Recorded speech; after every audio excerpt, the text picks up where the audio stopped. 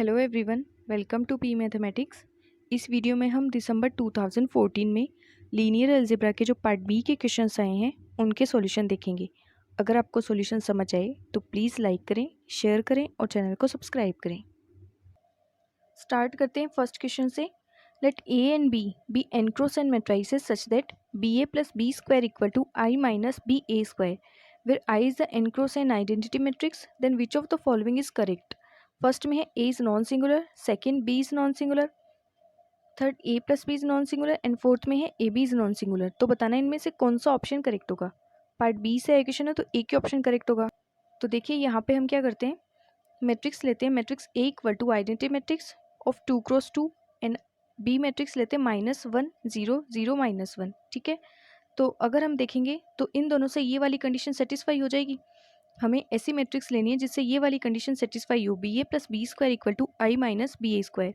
तो देखो जब हम इसको मल्टीप्लाई करेंगे, बी एंड ए को मल्टीप्लाई करेंगे तो ये आएगा बी ए, फिर प्लस में क्या है बी स्क्वायर। तो इसको जब सॉल्व करेंगे तो ये हमारे पास जीरो मैट्रिक्स मिलेगी। फिर हम देखते हैं राइट हैंड साइड भी इससे सेटिस्फाई होता है क्या, तो राइट हैंड साइड भी इससे सेटिस्फाई होता है। आई माइनस बी ए स्क्वायर, ये आई और यहाँ पे बी और यहाँ पे ए, तो इनको मल्टीप्लाई करेंगे एंड जब सॉल्व करेंगे तो ये भी जीरो के इक्वल आ जाएगी, मतलब ये भी जीरो मैट्रिक्स बन जाएगी। तो हमारे पास ये कंडीशन सेटिस्फाई होगी जो हमने मैट्रिक्स कंसिडर की है। बट अगर हम देखें ए और बी को जब हम ऐड करेंगे तो हमें क्या मिलेगा, ए और बी को ऐड करने से हमें जीरो मैट्रिक्स मिलेगी। एंड अगर ये जीरो है तो फिर डिटर्मिनेंट जीरो ही होगा, तो ये सिंगुलर होगी। एंड सिंगुलर होगी तो फिर ऑप्शन देखिए, ऑप्शन सी में दिया हुआ है A plus B is non singular. But जो हमने काउंटर एग्जाम्पल लिया, मैट्रिक्स ए तो हमने आइडेंटिटी मैट्रिक्स ली और बी को हमने माइनस आइडेंटिटी लिया, तो इस वजह से ऑप्शन सी डिस्कार्ड हो जाएगा। तो ये तो इनकरेक्ट हो गया। अब फर्स्ट में दिया हुआ है A is non singular and fourth में दिया हुआ है A B is non singular, तो इसे भी हम काउंटर एग्जाम्पल से डिस्कार्ड कर सकते हैं।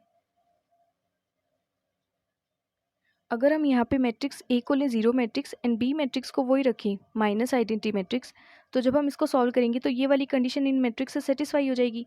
क्योंकि यहाँ पे जब हम बी को ए से मल्टीप्लाई करेंगे तो जीरो, फिर बी स्क्वायर क्या आएगा, आइडेंटिटी मैट्रिक्स आ जाएगा।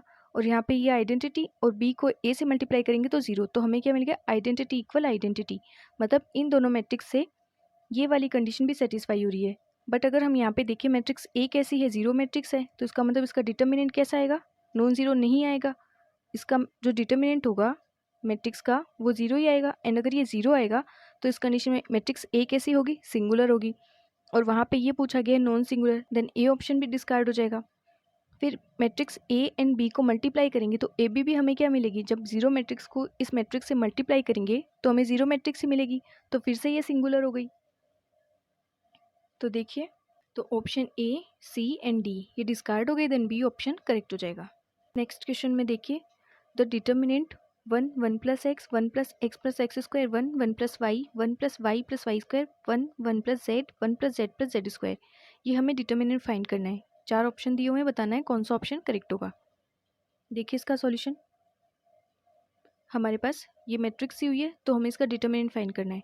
तो देखो हम डिटर्मिनेंट फाइंड करने के लिए पहले इसको थोड़ा सिंप्लीफाई कर लेंगे।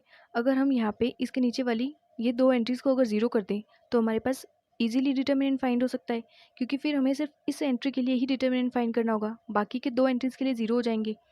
तो अगर हम क्या करें, इस वाली रो की हेल्प से इनको जीरो बना दें, मतलब यहाँ पे ये वाली एंट्री और ये वाली एंट्री, अगर इन दोनों एंट्रीज को जीरो बना दें तो ईजी हो जाएगा ये।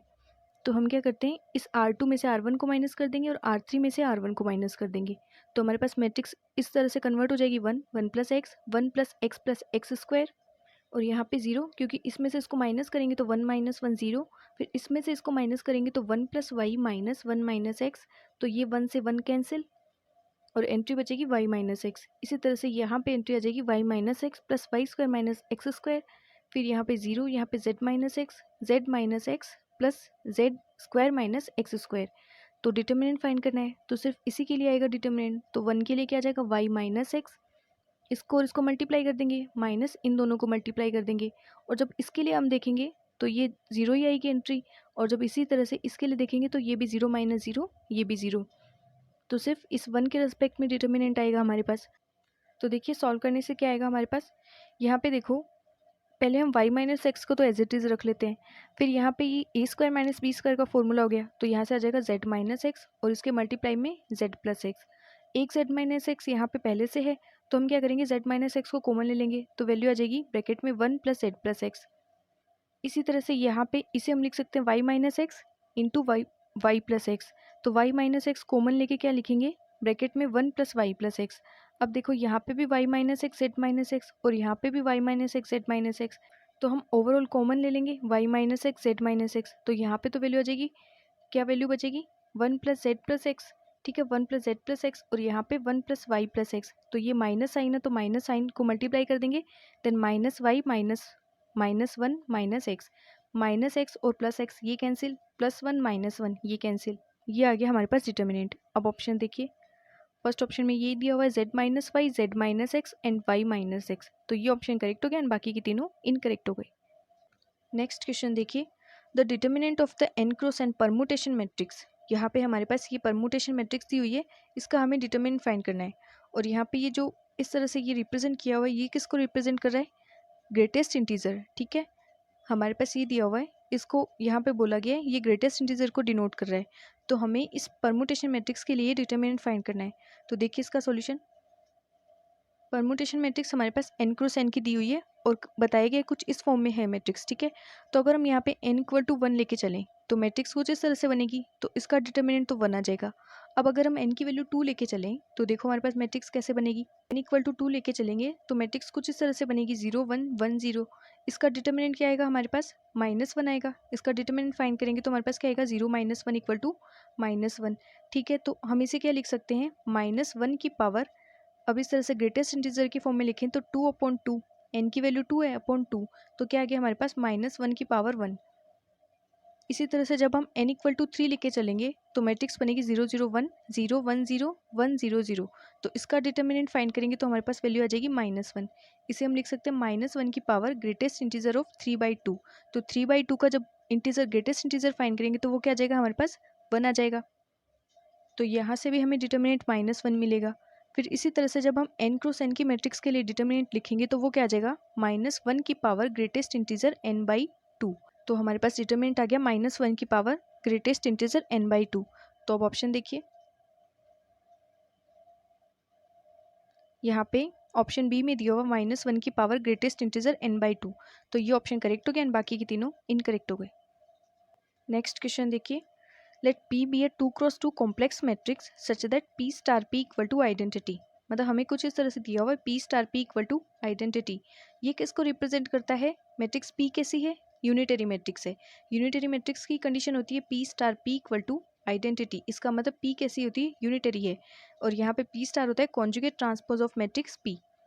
देन हमें बताना है आइगन वैल्यू ऑफ P। तो देखो हमें पता है यूनिटरी मैट्रिक्स की आइगन वैल्यू कैसी होती है, यूनिट मॉड्यूलो 1।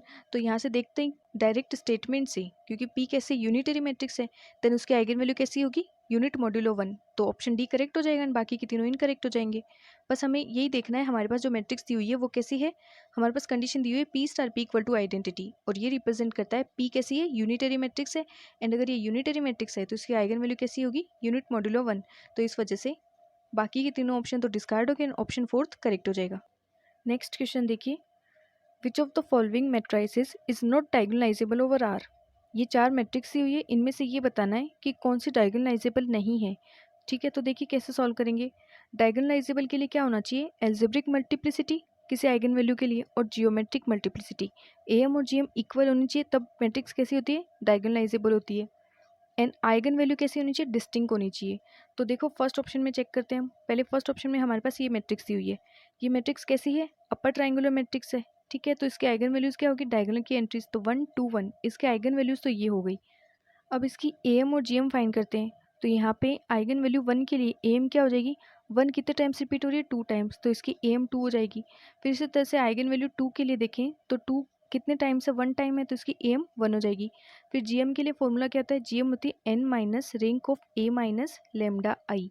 तो यहाँ पे जब लेमडा इक्वल टू 1 लेंगे तो 1 के लिए जीएम क्या आ जाएगी, 3 minus rank of a minus I.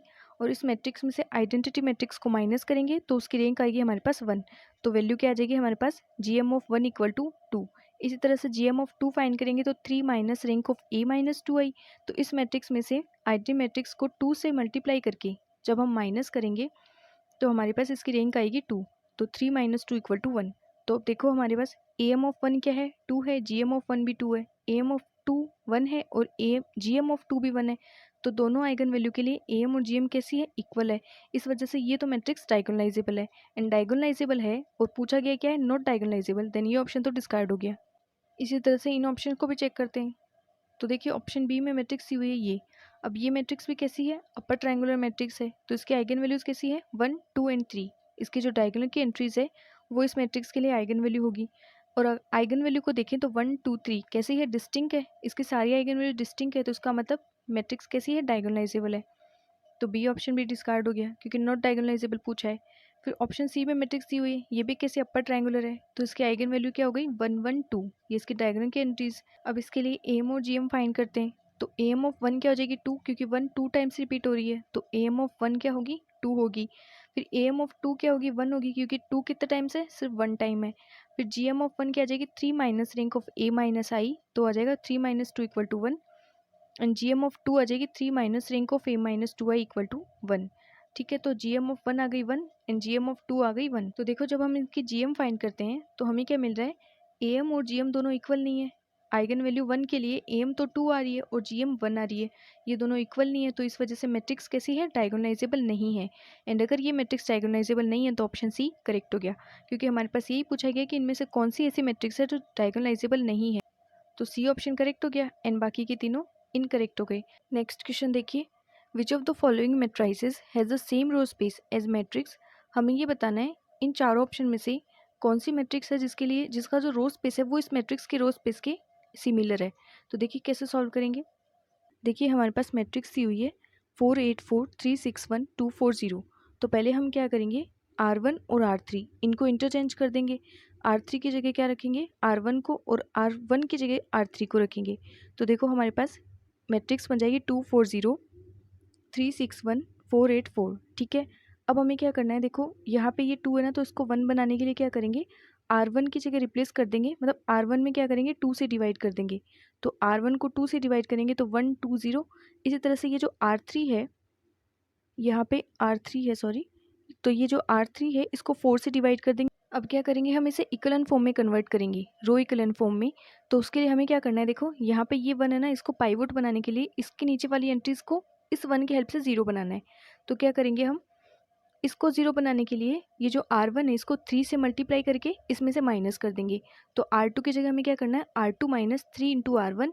तो यहाँ पे ये वैल्यू 0 हो जाएगी, ये वैल्यू 0 हो जाएगी, और यहाँ पे आ जाएगा -2। ठीक है, फिर इसको 0 बनाने के लिए डायरेक्ट इसमें से इसको माइनस कर देंगे, मतलब R3 की जगह हम क्या रखेंगे, R3 माइनस R1।